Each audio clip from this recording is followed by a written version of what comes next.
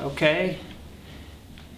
In 800 AD, Paris was under siege from the Vikings. That's about the time that the Caddo Indians came to Wood County. I'm going to talk about them first. They were here about 1,000 years.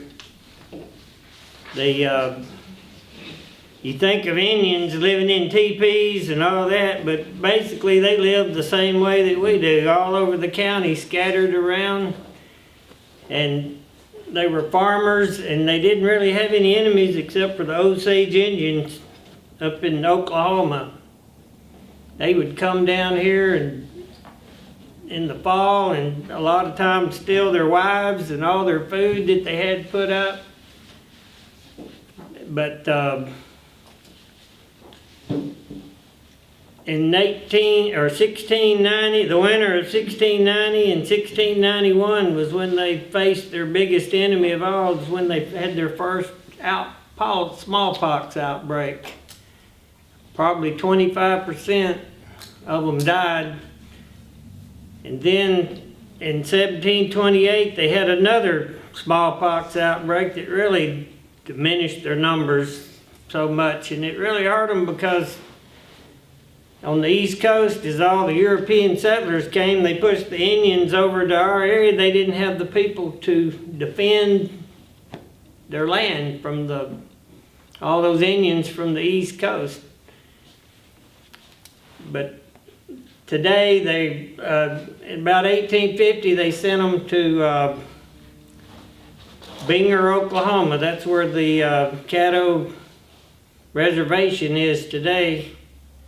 Unfortunately, they didn't get on the border. That's the ones that made all the money that were able to put the casinos over there. But I guess their biggest legacy in the counties, most of these county roads we have through here were Indian roads. Before, when the settlers came here, they just used those roads instead of building new ones. They just used those Indian trails. So a lot of the highways and roads that we have are from Indians. In 1788, Pedro Vial left Santa Fe, New Mexico to go to Natchitoches, Louisiana. And with the help of, he left on June the 24th, and he arrived in Natchitoches on August the 20th. But with the help of Comanche guides, he used the Sabine River as his guide. And he was the first documented European to enter Wood County. Now, they might have been Boer, but there was no records of it. He had the ability to speak all kinds of different Indian languages. And then about 40 years later, after the independence, Martin Varner became the first settler to settle in Wood County, down south of Haynesville. He was in the Battle of San Jacinto. The Texans had a lot of land, but they didn't have no money, so they gave him a section of land, and then he turned around and bought out some more of them. Unfortunately, in 1844, a Mexican named Gonzalez killed him and his son, Stephen F. If you'll take the first Farm to Market Road past Haynesville, they've got a marker there, and his grave is on the left there on private land, but you can read the marker on the highway. He was a member of the original 300, Stephen F. Austin. In fact, his son that was murdered too was named Stephen F. But that was in 1844, and 1845, Wood County Texas became a state. Wood County, starting out, was part of Van Zandt County, and Grants Lean was the county seat. But they wanted by 1850 they wanted their own county, because in the wintertime when the Sabine River would flood, you couldn't get over. If you had business over there, you couldn't get across the river because it would be a mile wide with all the water. And a lot of political disagreements as well when Van Zandt County had a lot of Norwegian descendants there that were opposed to slavery, where up here there was a lot of plantations. This was more like the old South.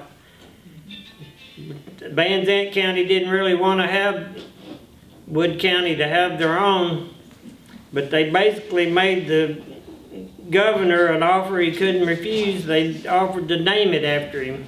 The governor was George T. Wood, so that was how Wood County.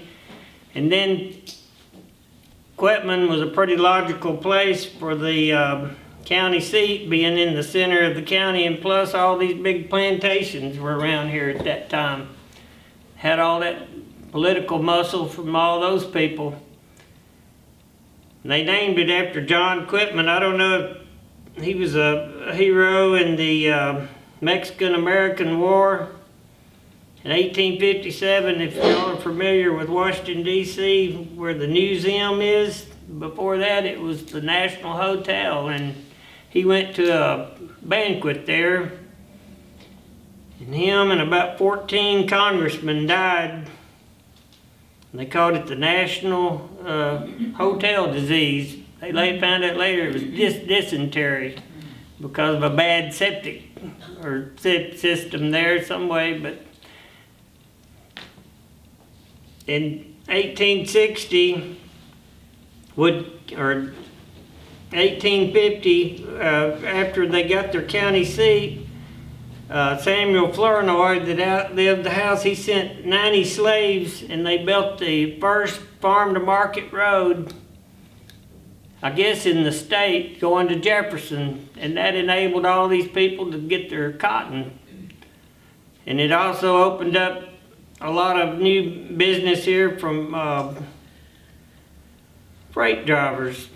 You had several freight companies, and that's how Peyton McKnight's grandfather got to Quitman, was having those freight companies. But by 1860, the county had 4,000 people here, and 1,000 of them were slaves, 25%, and 3,000 were whites. This gives you an example of how big the cotton industry was at that time. And then when Lincoln was elected president, they followed the rest of the South and succeeded. Wood County had an election, 70% voted to succeed, 30% voted to stay in the Union. But when they had the each county sent 2 delegates to Austin to have, and when they had the vote, both the delegates from Wood County voted not to succeed. But after there was only 6 votes in the whole state, that Wood County and Lamar County and one other. But after the war started, Wood County became the headquarters for the 12th district of the Confederacy here. They had out here became the boot camp where they trained the cavalry people to go and fight.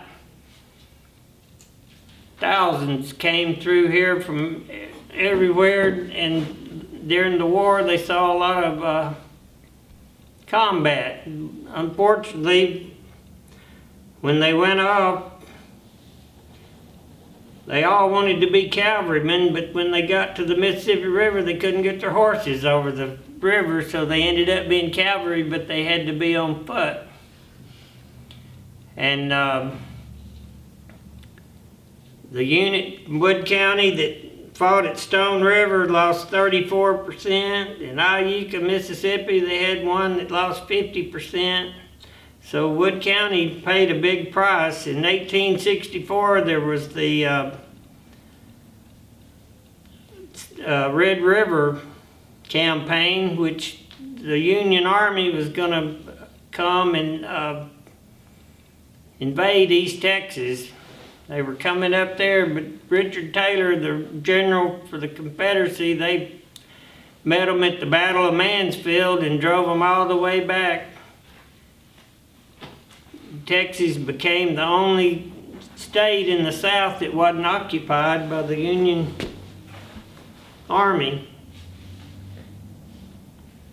In June the 19th, 1865, they finally came ashore in Galveston, and that was where Granger read the Emancipation Proclamation. And to this day, the blacks celebrate Juneteenth. And once they came, the Army basically occupied the South, and all these soldiers coming home, they didn't have no jobs, they didn't have nothing. From 1865 to 1870, it was a pretty rough time around here. Ben Bickerstaff, I read about him. He had a bunch of those soldiers. They were up in the by Sulphur Springs. They attacked the a Union supply train up north of Annis and killed a sergeant and a soldier, and that brought in the 6th Cavalry that they chased him all over Wood County and Hopkins County. You can read a book called The Devil's Triangle that tells about all that if you're interested in it. But they finally put so much heat on him that he went over to Alvarado in Johnson County, south of Fort Worth, where he ended up robbing the tax money when they were sending it to Austin, and him and his buddy came back to town, and the townspeople took off running and got their guns and shot both of them. The doctor ran out there to him and said, "I got 2 questions for you." He said, "Where's our money, and did you have any inside help?" He looked up at him and said, "Can you keep a secret?" He said, "Well, so can I," and then he died. And they've got a marker there in that town. Also, I thought it was interesting over here in South, in Van Zandt County, they decided during this Reconstruction period to not be a part of Texas and not be a part of the United States, just to have their own country. They called it the Free State of Van Zandt. So Sheridan got word about it, and he sent the United States Cavalry in there, and they opened fire, and the cavalry took off. Boy, they went back around Canton and just opened up the bottles and celebrated and had the biggest time. About 10 o'clock, here come the Union Cavalry in again and arrested every one of them. But that put a stop to the Free State of Van Zandt. There's a video on that on YouTube I thought was good if you ever want to watch that. And around 1870 there was a announcement that Quitman would be getting the railroad, but they wanted a $100,000 subsidy to put it in here because it had to come across the creek bottom, which cost a lot of money. And boy, the people here in this town threw a fit over having to pay that money, so they ended up going on the original route where they didn't have to go across the river, and that's how we got Mineola. And Quitman almost dried out. I want to tell this story about the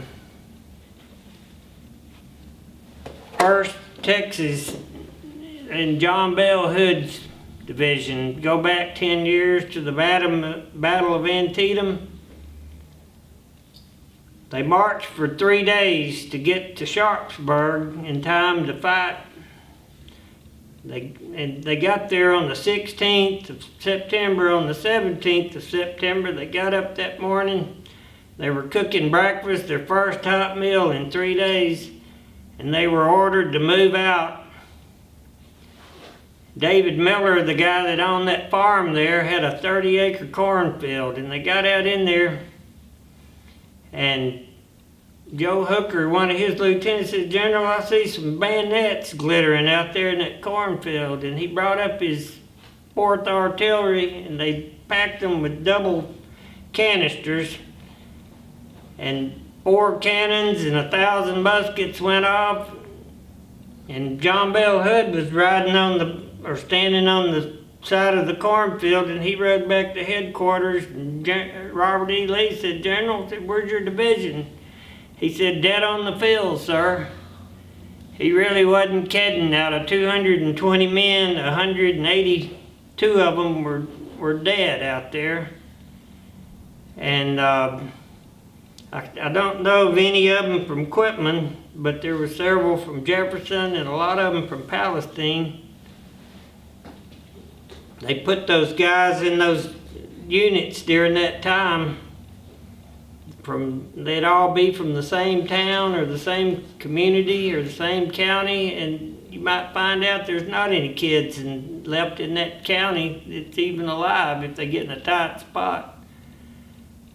But there were so many casualties, that they let all those people go home, and one of them that they let go home was a guy named W.H. Gaston. He went back to Palestine, and after he got there, he decided to go back, and he became a purchasing agent for the Confederacy. He did that for the rest of the war. Then in 1866, he went back to Palestine, and for 2 years he raised cotton. And then in 1869, he had $25,000 in gold, and he went to Dallas. He opened up a bank, Gaston and Camp Bank, and it became the first bank in Dallas.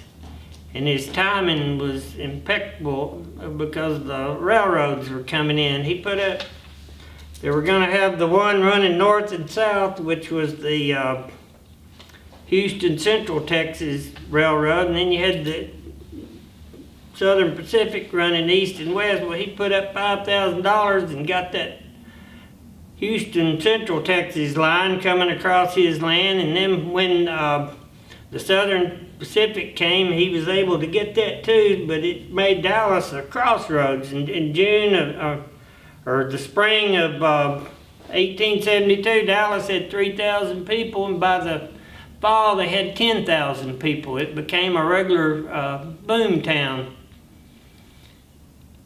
10 businesses were going in a day, and no telling how many hundreds of homes. But the reason I'm telling you all this created Wood County's first non-cotton industry. Joyce did a thing on all those railroads. They had sawmills all over Wood County, and they'd run those railroads through those sawmills and pick up lumber and then take it to Dallas, because Wood County was the closest source of lumber. But chances are, if you go to Dallas and you come across any of those old houses over there, there's a pretty good chance that they were built with trees from Wood County during that time period. And also in 1869, one of the most powerful politicians in Wood County was Emory Raines. He had stood on the floor of the Texas House and supported the Union. He didn't want to succeed. And then when those 5 years when the government put those guys in there, they wanted to reward him, so he was able in 1869 to get the far part of Wood County, which became Raines County. They named it after his last name, and his the county seat after his first name. And if you go to Emory, right before you get to the Dairy Queen, you can go out there in the city cemetery. They've got a historical marker. He was the one that did the homestead law for Texas. So many people coming over here back in the early days would have records. They owe money, and people would try to sue them to take their property. Well, he'd come up with that homestead law to protect people's property. So to this day, Texas has one of the most generous homestead exemptions of all.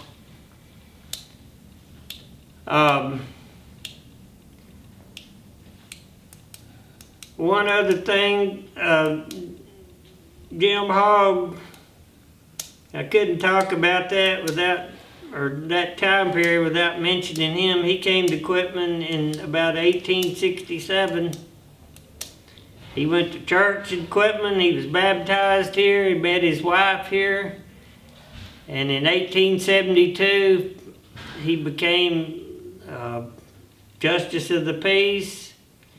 He helped the sheriff run these guys out of town while he was crossing the river over here close to Golden. He was shot in the back twice and almost died.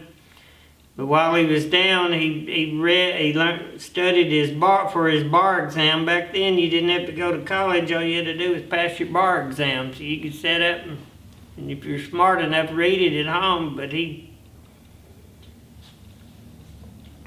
became the county attorney. And then he became the district attorney, and that's when he moved to Mineola. His political career started here, but it moved pretty rapidly. In 1888, he became the Attorney General for the state of Texas, and sued Jay Gould. And in 1890, they were wanting to put him in as senator, but he ran for governor instead. He had his first announcement for governor in Rusk. He took on the railroads, and that was, if you were a farmer and you sent your cotton somewhere on the train, well, the people that owned the railroad would get a big majority of it. He took them on so the farmers would not have to pay so much in tolls and stuff like that.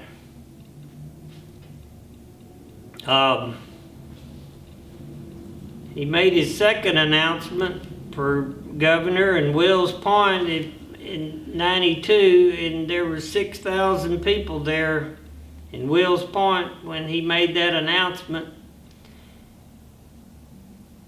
And it took a lot of Wood County people, John Raines, and